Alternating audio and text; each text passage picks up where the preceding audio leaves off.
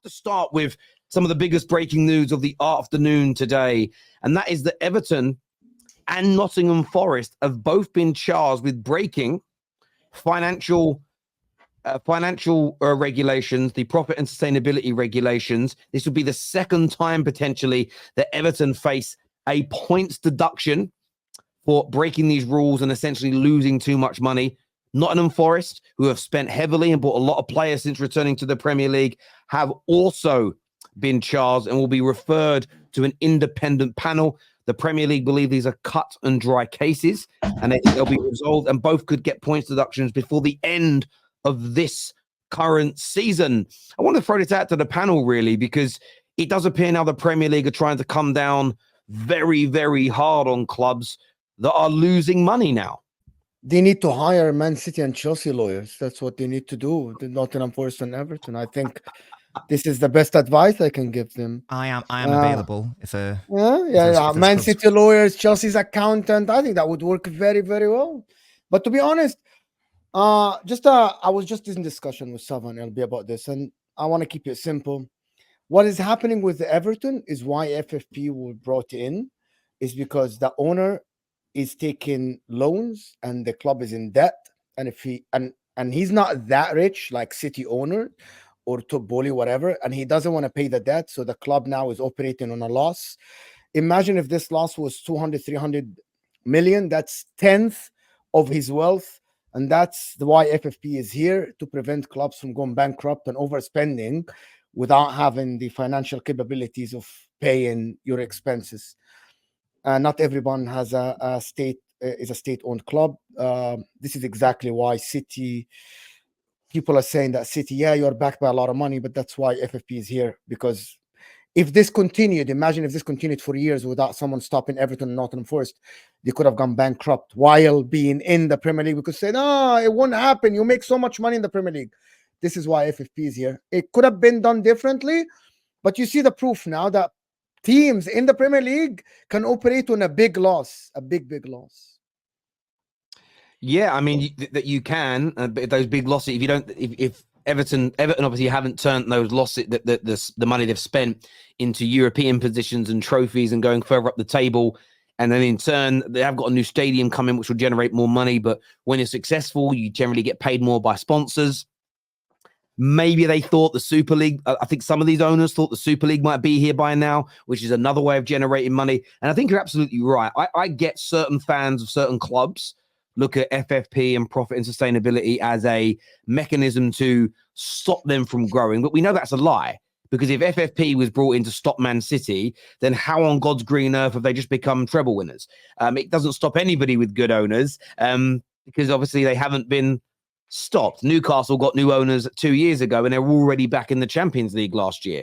Bit rocky at the moment. So I agree. You look at the situation with Reading, another fairly sizable club on the edge of going out of business because they've been mismanaged by another multi-millionaire, billionaire individual. Imagine if there was no regulations, no profit and sustainability. So many more clubs, in my opinion, in the last decade would have gone out of business. It's like saying you don't need a safety net after it's already caught. Just because a trapeze artist hasn't fallen and landed on the safety net doesn't mean you don't need it. It does still need to be there. What's your thoughts on this, Igal? Because a lot of Premier League clubs are not spending this month. Do you think it's because they're worried about breaking these rules and having these points deductions?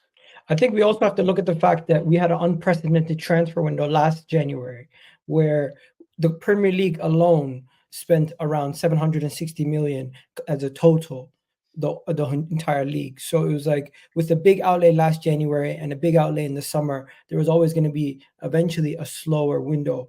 But I think this window is just an example of a lot of the spending catching up to certain teams. I always was questioning how Nottingham Forest could sign 20 plus players, even though they came from the Championship, do that, being able to spend that type of outlay. And Everton, I don't remember Everton making any big sales.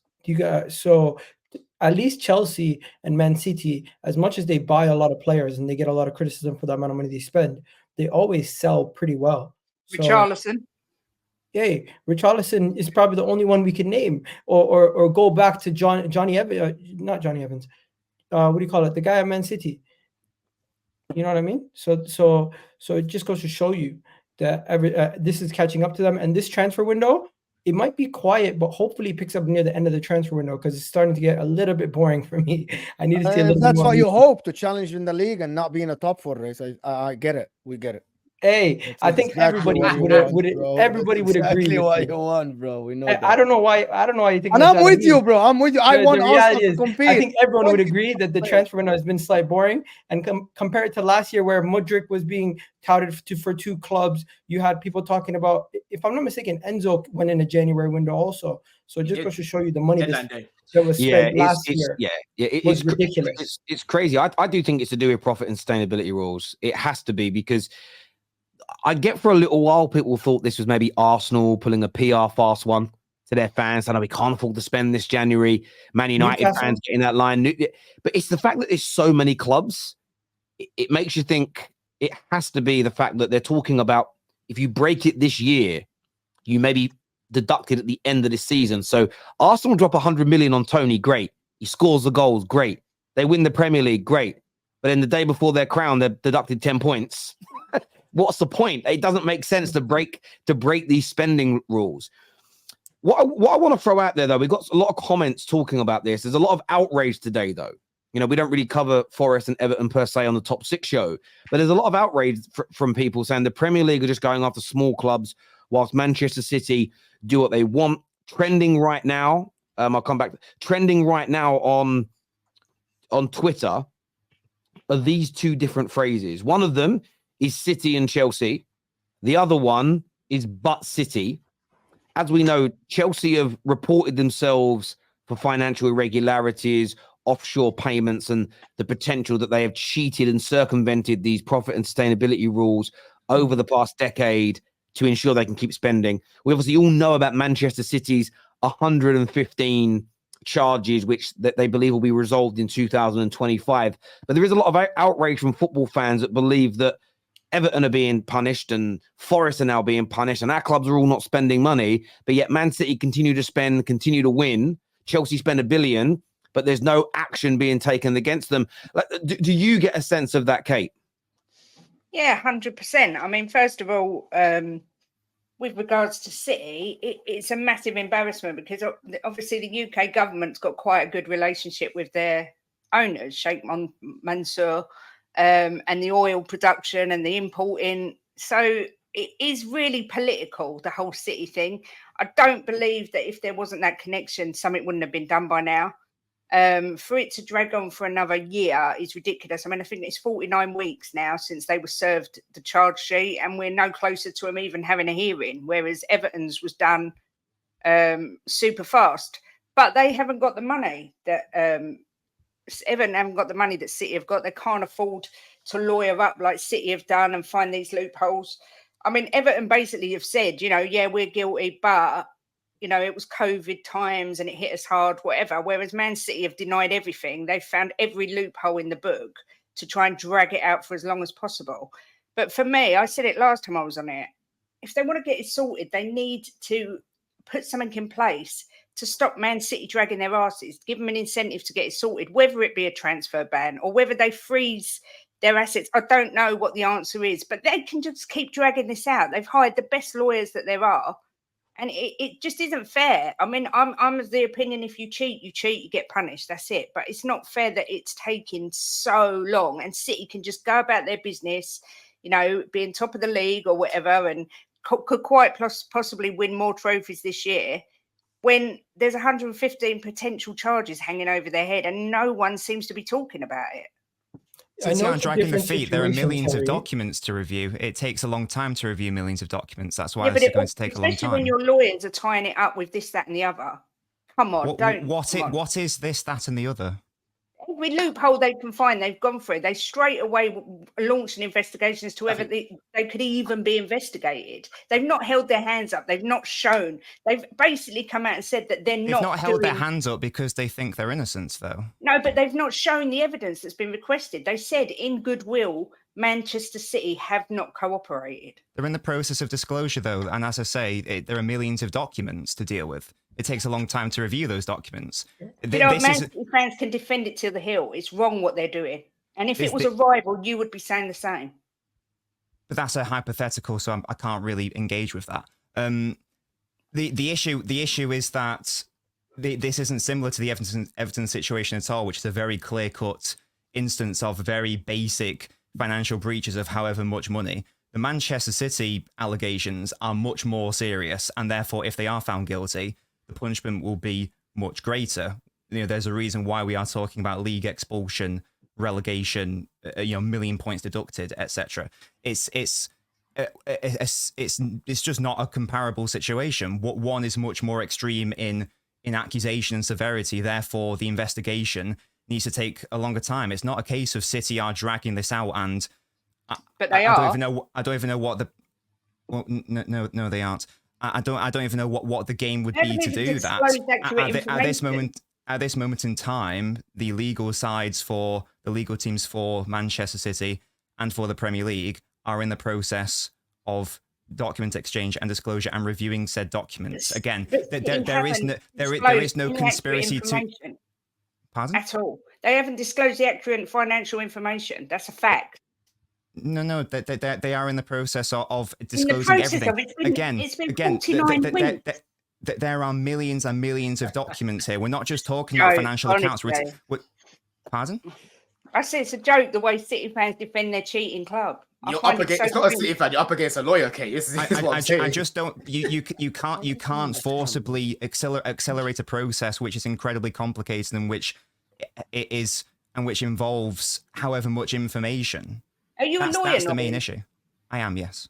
Right, okay. Well, then you must know, with your hand on your heart, you must know that they're dragging their asses because lawyers on the television, lawyers on the radio are all saying the same thing. They're finding every loophole to question.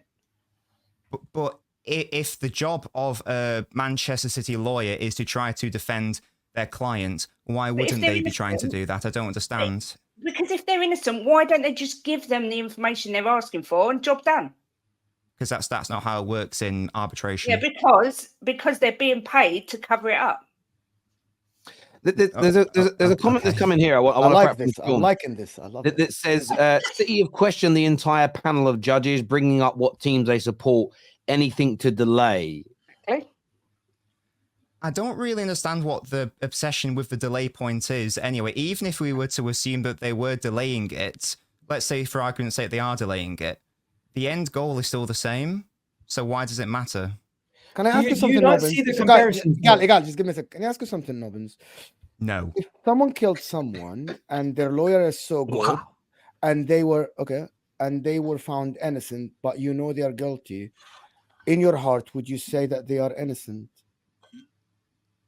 Sorry. So someone's committed a murder. Yep. And right. The lawyer is so good, and that happens every day. And they got him out of it. They got technicality. They got Robert Kardashian, bro. In a technicality. And that happens every day. You're a lawyer, you know that. Would you say they are innocent? They shouldn't be punished. Well, they are innocent in the eyes of the law, but in reality, no, they wouldn't be, would they? But it's a very extreme example because City haven't committed a crime here, nor are they being accused of committing a crime. I always go to that. I always go to the extreme to give you. Hang on, Mo. You've allegedly murdered football, metaphorically. Allegedly. I'm just asking. I don't know. Listen, I am not with Kate because I'm being careful with my words in case I get sued. Kate said something that is like I don't get. Kate said because City are very rich and the hard top lawyers. Not Everton are very rich. That's nonsense. Everton and but I think we moved past this, to be honest. And the Premier League they all have equally good lawyers. Yeah, I wanted to ask Don. I was just going to say this before you. Go on, and then I'll ask my question. And Don, go on.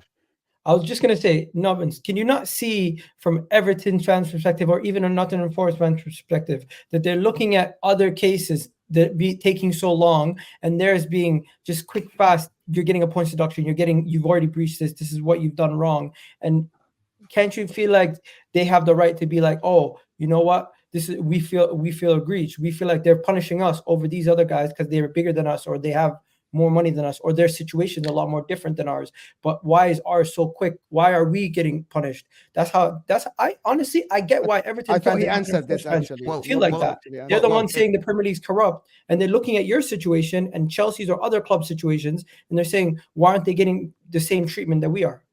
Well, in the first, just in addition to what I said previously, the main difference, the long and short of it, is that Everton and Forest have admitted that they've breached. So therefore, there isn't really that much of an argument to be made. They've accepted that they are in breach of profit and sustainability rules. Can I ask you something, Robin? City is saying that they haven't done anything. So by definition, which case is going to be dealt with quicker? A case where they've accepted wrongdoing or a case where they haven't? Terry, go ahead. I was going to ask another question, but yeah, no, I do get that, and I personally do see the differences between these two things. I get why fans are upset and angry.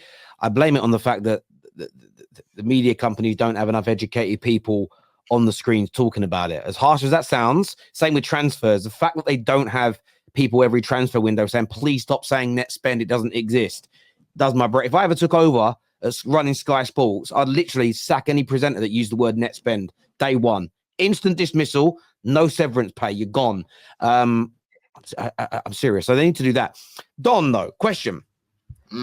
With Chelsea situation is even more unique because City are saying we ain't done nothing. We're going to delay it, which I think they have done by a legal and typical means. They have delayed it. Chelsea's situation is different, though, because you, man, have grasped yourselves up. You have reported these findings. Looking at how harsh the Premier League is now coming down on clubs who have, and Nobbins, you could probably help me with my phrasing here, I want to say innocently breached, in the sense of they haven't tried to breach. They've done it in an honest way. I don't know what the legal term for that would be, versus a team that has cheated the system. Are you not worried about the future of your club? If these guys are getting 10, 15, 20-point deductions, are you not worried about where your club could be if the Premier League prove you guilty of years of malpractice and breaching these systems breaching these rules on purpose? I think Chelsea are definitely going to get punished. Do you know what I mean? Like, listen, the Premier League have something in for Chelsea. Rivals obviously will say Chelsea cheat and whatnot. We're going to get something. Do you know what I mean? I'm praying it's going to be some sort of slap on the wrist because we've snitched, like you said, we snitched on ourselves. But something's going to happen. I don't know when it's going to happen, but something's definitely going to happen to us. I don't think it's going to be as extreme as us getting relegated because obviously we're part of the Big Six. We bring too much money into the league. I don't think it's going to be as extreme as that. But whether it's points deduction, I don't know, another transfer ban, there's going to be something that happens to us. Do you know what I'm saying? But what I will say is people can laugh at Chelsea and say all these things, but bro, when they start digging into every single club in the Prem, they're going to find something. Yeah, don't sit here acting as if it's only Chelsea that do this. Every single club in the Prem does this, right? It's just some of them don't get caught. That's what it is, right? So if they start to do a deep dive into Spurs, into Arsenal, into all these other clubs, they're going to find stuff. Do you know what I'm saying? So people are going to praise it and say, oh yeah, Chelsea, they got done. When they start looking into your club, they're going to find something as well. So I'll be very careful with how people react if something does happen to Chelsea, because in my opinion, every club does it. Every club does it. So you think all clubs are paying for free transfers with 30, 40 million pound offshore accounts? Yep, I do. I think there's what is your evidence for that claim that we are all, again, and I will say this about Chelsea, the fact you've reported this yourself, I take it as a credible claim that you didn't get Samuel Eto'o for nothing. You spent 30 million pound on him and you transferred the money via an offshore account. What's your proof that Arsenal and Tottenham have done that as well? I'm not saying they've done it. I'm just saying that I know that we're not the only club that do it. And if they go into most of these clubs and have a dive, like a deeper look into their accounts and all of these things, I'm sure they'll find stuff. That's what I'm saying. I don't think it's just one or two clubs that are doing this. I think all clubs are doing it. It's just a matter of who gets caught first. Do you know what I mean? And obviously with us, we've told on ourselves. So hopefully as a result of that, there'll be a little bit, less severe on the punishment. But we will get punished. We'll definitely get punished. I don't know what it's going to be. We did it. We'll get punished. We did it. But we offer you so much that we're okay. Punish us, but we did it. You know what? In your face. He literally said that. If you plead, listen, when you're in court, yeah, Nobbins, correct me if I'm wrong, yeah. If you get caught doing something and you plead guilty, they look at that and say, okay, cool, we're gonna give you like a lesser charge because of that. And that's what Chelsea have done. And that's what Chelsea are doing. That's what Chelsea are doing. You're moving like 69 right now, bruv. 6'9", bruv. You're moving like that dude. You know that rapper? That's what you've been moving like. We've been bagged. We've been bagged. Yeah, but the Next thing is, year's. it's good. It's good that we've done that, though. It's good that we've done that. It's not the new owners that have done it. It was Roman. Do you know what I'm saying? All I'm saying is, don't be naive to think that it's only Chelsea and Man City that are doing these things. I think it happens all over the Premier League.